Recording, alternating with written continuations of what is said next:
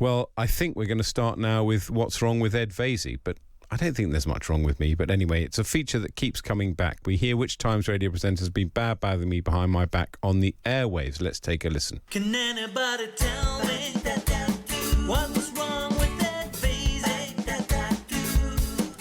Is he clinically thick or is he criminally wicked? Or is it just lazy? Ed Vaizey is sitting in for Hugo Rifkin from 10. I hope he's got changed. I was going to say, we'll see if he's wearing the same outfit that he's been wearing for 2 days in a row. We'll see if he's going for a third. What the hell is going on? No, I changed my clothes on the third day. So there you go. I'm joined now by the Times' chief political commentator, Patrick Maguire. I've no idea what he's been wearing all week. Welcome to the show. Good morning, Ed. I've been wearing a suit, mostly. And yesterday I wore a North Face T-shirt. Wow. And now I'm wearing I've upgraded for you, Ed. I'm wearing a Ralph Lauren shirt. It's a beautiful colour. It's the same colour as producer Lewis's shirt today, which I complimented on when he walked into the office. Oh, well, we're men of exquisite taste. There you go. Let's talk about the news that's dominating at the moment. So the issue of PC Andrew Harper's killers being released early continues to resonate. The police detective who led the investigation into the murder of PC Andrew Harper, who was killed, of course, while responding to a robbery in 2019, has said he's appalled that two of his killers will be eligible for early release. The former detective superintendent, Stuart Blake, also called on the government to take account of the strength of public feeling around this issue. It's one of the aspects of this case that we only occasionally comment on, which is the effect on the police and police morale, which I think should also be taken into account, Patrick.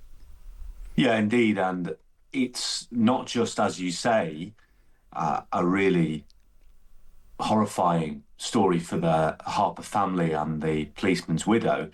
As you say, some of the biggest criticism, some of the sharpest criticism has come from Thames Valley Police. It's coming from the detective who led the investigation, as you say, because of the effect on the morale of the rank and file. And obviously, subsequently, that was why they introduced Harper's Law to have mandatory life sentences for anyone killing a police officer or a member of the emergency services in the line of duty. Now, Andy Burnham will be listening to all of this, maybe not this particular show, or maybe he will be. Hello, Prime Minister, if you are listening. But he's very sensitive to public outcry on this. His aides talk about his public conscience test for all of this. And we've seen in recent days as well that when sort of these loopholes are raised, Andy Burnham is the one pushing the system to say, well, hang on, we're going to have to do something. And might that happen on the specific case of PC Harper? I wouldn't be surprised. I'm not saying it will happen, but I wouldn't be surprised given everything we know about how this Prime Minister deals with and interprets, persistent criticism on one issue or another. I suspect, this will be a conversation that's going on in Downing Street with every angry and indignant and righteous message from PC Harper's family and the police. Yeah, that's right. And Rob has texted in to say the petition to stop the early release from jail of Andrew Harper's killers has reached 650,000. In fact, you write about all this in your column today, Patrick, pointing out it's Burnham's first big test as the Prime Minister. And you point out that Keir Starmer kind of accepted the advice from officials. He even met with prison governors, and he took the view that he had to bite the bullet because the issue wasn't going to go away. They would just be talking about it again in 3 months' time if he tried to put it off. But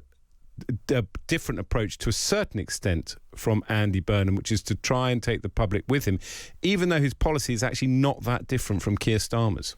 Yeah, exactly. It's really interesting. It's a big difference in style. And the style of communication, the style of leadership, the style of your interaction with the system, what you want the system and what you want officials and what you want departments to do. Substantially, though, we're actually in quite a similar place to where Keir Starmer ended up at this point in his premiership. He was faced with the choice of, no choice at all, really, to release people from prison early to stop the prison system collapsing. Yvette Cooper, who was then the Home Secretary, said, well, hang on, can we just make sure we don't release, rapists and serious domestic abusers and people convicted of other crimes against women and girls? They agreed to do that. So they did. They ended up in a very similar place where, there were categories of serious offenders whose releases would have outraged the public, who were kept inside, and that's what Yvette Cooper was worried about at the time, public consent for the policy as much as anything else. But did Keir Starmer ever get any credit for the early releases, stopping the prison system from collapsing, and B, those exemptions? No, because it was those were changes and those were policies that were sort of imposed upon him, and the debate over who to exempt, etc., happened behind closed doors, again imposed upon him. Andy Burnham has been, by contrast, very demonstrative and made this his issue. You know, he has said, I'll stop it. He paused it. He's announced a review. He announced the exemptions. Now he's gone back to review it again. Let's see what happens with the specific case of PC Harper. He might have to go back again. He's now pushing the system, people in Number 10 say, to speed up any way to get additional capacity at all, identifying the edge cases, seeing what more he can do. You know, he's been driving this process, and even though he's ended up in the same place, broadly speaking, on policy, I mean, they've been able to exempt more people than Keir Starmer had done. Right, the situation isn't as bad as it was, but it's still really bad. You know, it's a test case for Burnhamism, and whether, even if you end up in the same place, even if you're talking about this for ages, and that's what people who were in government were saying to me. You know, I had one person on to me yesterday saying they're handling this really badly. You know, it's again and again and again. You know, they've tried to fix it, it's not working, and they're being dragged back to fix every edge case. The Burnham argument is, well, I'm not going to deliver everything you want, but in doing this, I'm listening to you. I know you think it's an outrage, and you can see I've done something. Now, when the substance is this sticky and it's this foul, and these people are ultimately serious criminals, and some of them are going through, do you still get the credit for that? It's a sort of collision of vibes and reality, and we're about to see whether the vibes can still win through in terms of public opinion and consent. Yeah, when you were talking, the word leadership stuck out to me, as did the word vibes, which wandered into my head before you said it. And I was thinking, you know, in some ways you could say Keir Starmer did listen in a bad way, because he reversed so many policies, things like the child benefit cap and so on. But he did it in a way that got him not just no credit, but actively kind of worked against him. I'm wondering, in contrast, whether Andy Burnham kind of musing about policy will begin to quite irritate the public. That's why I thought about the word leadership, because at the end of the day, the public do admire politicians, even if they disagree with them, who have a firm view. So is he in danger of just kind of the bloke in the pub saying, you know, well, I can see the issue here, it's a bit tricky. I want a leader.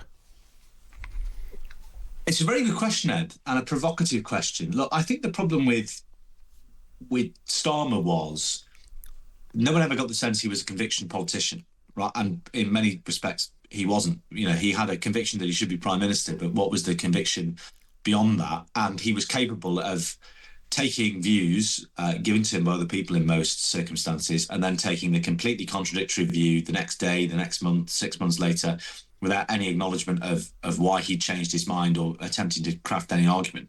So, you know, it's not like he was a Blair or a Thatcher who was capable of, you know, a masochism strategy, keep putting his head down and charging forward and saying, look, you're with me or against me. He's not very much like Kemi Badenoch in that respect.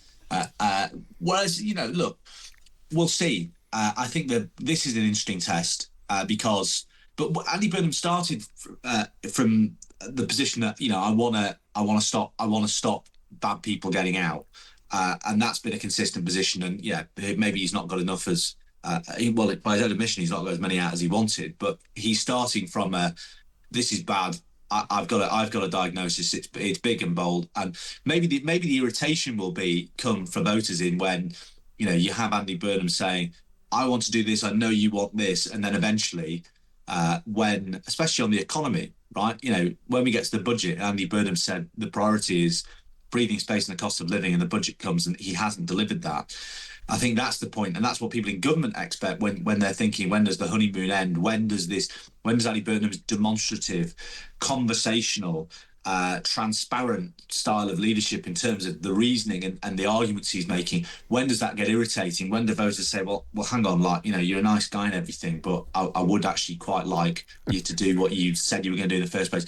probably on the budget. So it's an interesting question. Yeah, interesting. So let's talk about another issue that Andy Burnham, as it were, has inherited, which is the issue of asylum seekers, because in Thetford in Norfolk, there's been a third night of unrest linked to anti-immigration riots against the housing of asylum seekers. Let's hear what's happening on the ground. We've got the Times reporter Herbie Russell in Thetford. Welcome to the show, Herbie. Hiya, how you doing? Very well. How severe was the disorder overnight? I think there have been some arrests. Yeah, I mean, last night was, from what I can tell, very different from the previous two nights. So I arrived here in Thetford yesterday. There were 2 arrests yesterday. One of them was in relation to crimes committed the day before. One was for somebody being disorderly here on the Abbey estate in Thetford. Compared to previous nights, it was a lot calmer. I mean, I would say it was kind of mostly local residents walking around, seeing what was going on.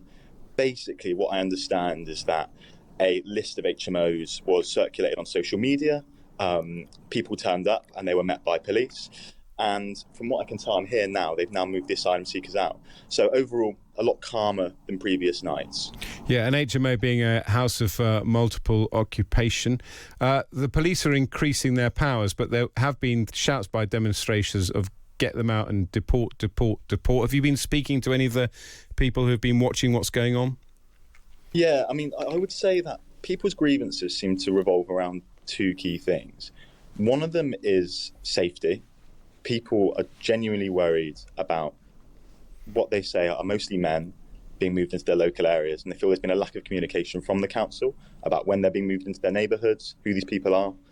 And the second thing that comes up time and time again is about services and this perception that asylum seekers who are housed here in Thetford are given a whole load of benefits, whether it be housing or stuff like bedding and cutlery and job opportunities, which local people don't have. Absolutely. Well, thank you, Herbie Russell, who's reporting from Thetford from the Times. Patrick, this is another issue that Andy Burnham is going to have to tackle. We've had the small boats increase this week as well, but it's not an issue that he's had to fully address in the same way that he's had to talk about early release. No, but he will have to talk about it come September, not least because he has said, and by the way, this is another interesting example of Burnhamism, right? So he said he's open to or inclined to do a lot of things. Breaking the asylum hotel contracts early is one of those things. So okay, maybe he does want to do that. Maybe he will do that. But then you're into the question of, okay, where do you put them? And we're seeing in Thetford, regardless of whether it's a hotel or it's an HMOs or military bases in this case, it's incredibly controversial locally, and it cuts across, the Burnham view of devolution and people having a say locally, of course, but it also cuts across, if you're going to put them in HMOs, which would be the long-standing Home Office practice. Andy Burnham, on the day after the Makerfield by-election, was talking about the scourge of HMO Britain and how that was a sign of an unaccountable, privatised, unaccountable state. So it's a we're getting into the territory here, as one former advisor to Keir Starmer put it to me this week. And by the way, someone who's broadly sympathetic of and supportive of Andy Burnham, unlike many of their former colleagues. But as they put it, the vibes are about to collide with reality, and I think immigration is another area on which Andy Burnham might find that as well. Well, let's talk when we come back about Andy Burnham's blokiness, which we've touched on a bit, and also we'll discuss the Conservative announcement the party would ban social care housing for foreigners, which leads into this whole debate about immigration. The fact that 1.4 million people are on waiting lists for social homes, and if you're only building 10 to 12,000 a year, it'll take over 100 years to clear the backlog. Patrick, this policy kind of triggered a few thoughts in my head. One was vibes, reform-light vibes from the Conservatives, which is clearly the sort of semi-direction of travel. Secondly, it's potentially unworkable, evicting 230,000 people. But thirdly, restricting welfare benefits to foreigners is something that's popular with the public and potentially quite sensible. Yeah, indeed. And that comes back to your point about vibes, doesn't it, Ed? But it also, I think, it's really interesting. Kemi Badenoch is the flavour of the month in Westminster, and indeed was the flavour of last month and the month before. Maybe she's vying for flavour of the month this month with Andy Burnham in one of those new Heinz sauces where they, combine ketchup and chipotle or whatever. But this, I think, gets to the heart of the Tory strategic problem, which is what kind of party are they? They can't just be the Kemi Badenoch party. The policy platform has to speak to several different parts of the electorate at once, right? And this is clearly speaking to a bit of the Tory vote that has abandoned reform for them. And look, maybe at a time when Nigel Farage's personal ratings are falling, a popular Tory leader with a robust right-wing policy agenda on immigration and public services and where those two things intersect, etc., is actually quite a strong proposition, and people will be looking at that anew, and those Tory to reform switches will be inclined to switch back because of their unease over everything we've heard about Nigel Farage. But if you're living round in Vaizey country, there'll be lots of people, I imagine, reading their Times this morning in the beautiful villages in and around Didcot, Ed, and spluttering their grapefruit juice all over all over the comment pages. Well, your unkind Mickey taking hides a valid point because, of course, this comes on the back of her decision, the brief decision to allow a former anti-Semite to stand for the council alongside her decision to oust Grant Shapps. She does need to give something to people like me, doesn't she? I think so. And if you would speak to a pollster or a strategist about this, that they would say, well, look, you can't even begin to talk about Tory revival without trying to win over reform voters. But necessarily, once you do that, you are turning away from the Vaizeys, the Barwells, the Liddingtons of this world. You know what I mean? There'll be lots of Times Radio listeners saying, and a good thing too. Yeah. But Patrick, I mean, at the end of the day, you're a bloke. You are a blokey chief political commentator. You might be a political nerd, but you're really a bloke. You're like Andy Burnham. But Andy's been told to turn down his blokishness. Let's hear a bit of Andy blokishness, rating pub snacks with the Chancellor, John Healey. When did you last buy a pack of pork scratchies in a pub? 2 weeks ago. Oh, now. Talking about old school, I mean, come on. Scampi fries. Come on. It makes me cringe listening to that. Talking about old school, and then John Healey chiming in with scampi fries. It's just try hard. But you know what, Ed? That's where we disagree. I don't think it is trying hard. I think, well, maybe John Healey is. But although he did say he bought a packet of pork scratchings a fortnight ago. And look, I think this is authenticity is the lifeblood of politics. And if you leave. This Andy Burnham is an archetype of a certain kind of guy, right? I think, look, that's the thing about Andy Burnham. He is a bloke. So the authenticity thing in politics, you can't say, oh, we need more authentic politicians, and then when the brand of authenticity turns out to be a bit annoying. But they can be authentic in private. I mean, it's performative. I don't think it is performative. This is it's on a TikTok video.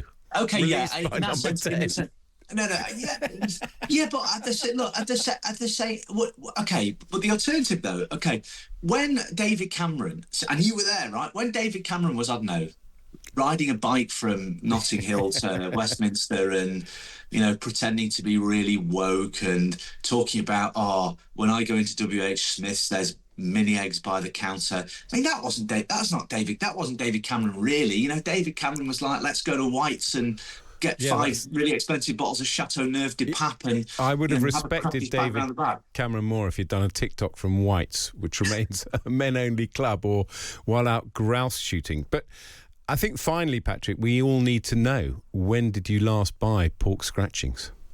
When did I last buy pork scratchings? I bought a packet of them from Morrison's in Southport. I was on a very long drive last Sunday, so I bought a packet of them and ate them in the car. And every time I go into my local pub in North London, when I'm drinking in there, this is quite scandalous, actually. They had an amazing pork scratching machine with 2 flavour options, One of them were plain and one of them were jalapeno.